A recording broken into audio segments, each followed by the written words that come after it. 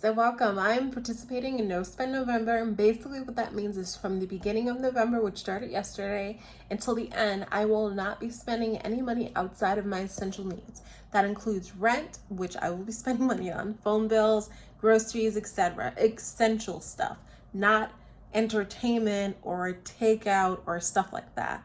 So I'm going to read you a little bit of blur about No Spend November. A few years ago, it was a popular financial trend to participate in No Spend November. Participants participating in it, you didn't spend any money in November. Means a month-long break from shopping, non-essential items. You can pay for the rest like your rent, etc.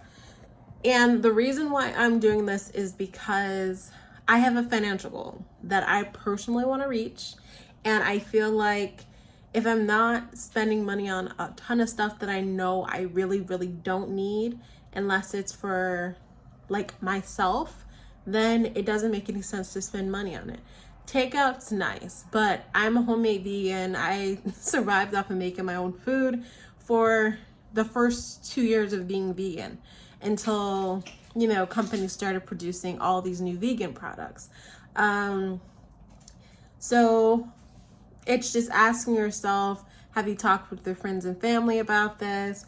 Will No Spend November affect my Thanksgiving plans? No, because I'm not going home for Thanksgiving. My mom said she's not cooking. And my brother actually offered to pay for my trip if I decided to go home. All I would have to do is, that's it. And also just making sure that are you prepared for a financial freeze?